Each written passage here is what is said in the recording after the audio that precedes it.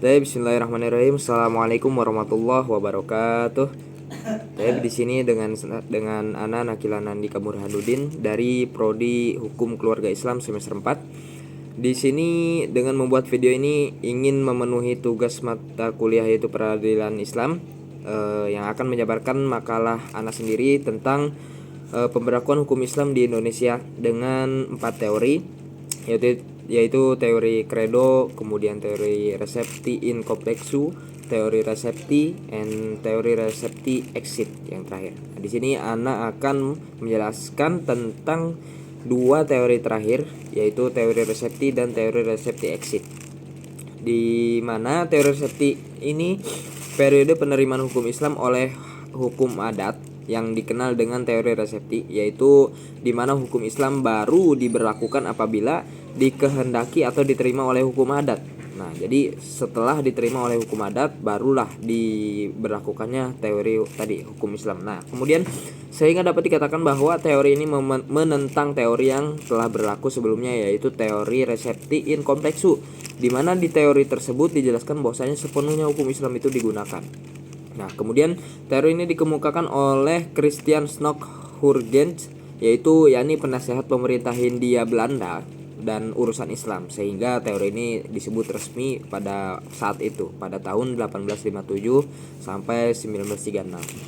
Nah, kemudian teori resepti ini oleh Stock diberi dasar hukum dalam Undang-Undang Dasar Hindia Belanda yang menjadi pengganti RR yang disebut Weight of the Statesman ini, atau disingkat dengan in this state regering, yang diundangkan pada tahun 1929 kemudian resmi.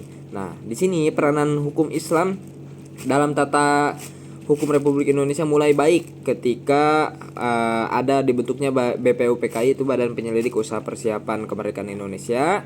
Nah, di sana kemudian dirumuskan yang mana memperjuangkan berlakunya kembali hukum Islam dengan kekuatan hukum Islam sendiri tanpa adanya hubungan atau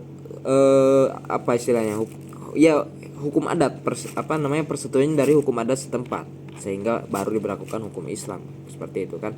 Nah, dengan dasar proklamasi kemerdekaan 17 Agustus 1945 berlakunya UUD 1945, maka teori resepti ini telah kehilangan dasar hukumnya, yaitu Hazairin mengemukakan bahwa setelah Indonesia merdeka dan UUD 1945 sebagai dasar negara, maka meskipun aturan peralihan menyatakan bahwa hukum Islam yang lama masih berlaku selama jiwanya tidak bertentangan dengan UUD 1945, seluruh peraturan perundangan pemerintah Belanda yang berdasarkan teori resepti tadi itu tidak berlaku kembali ketika setelah didasarkan dengan UUD 1945.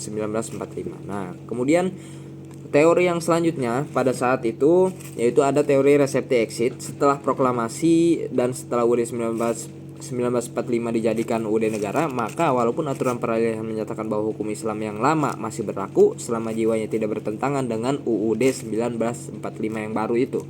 Nah, kemudian Profesor Hazairin ini mengabarkan bahwa teori resepti telah patah.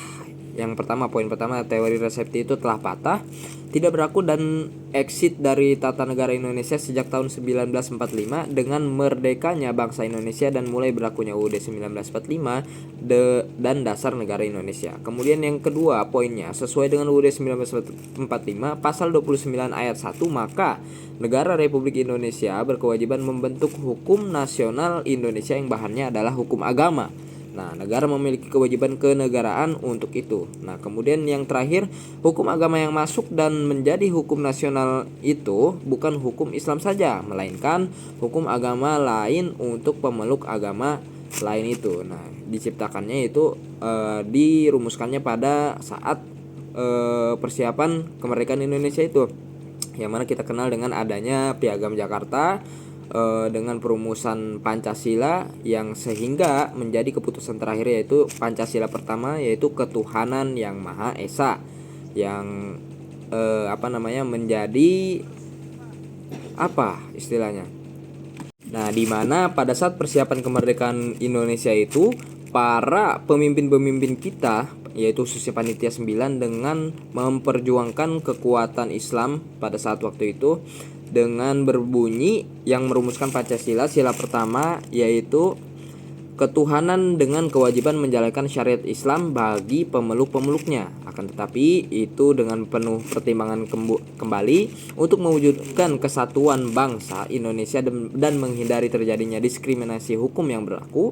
Akhirnya rumusan ini mengalami perubahan pada tanggal 18 Agustus 1945, yakni sehari setelah proklamasi kemerdekaan Indonesia. Nah, perubahan itu berbunyi tadi ketuhanan yang Maha Esa, yang mana tadi telah menetapkan untuk semua agama. Seperti itu. Terima kasih. Hanya ini yang dapat Anda sampaikan. Mohon maaf atas kurang dan lebihnya. Assalamualaikum warahmatullahi wabarakatuh.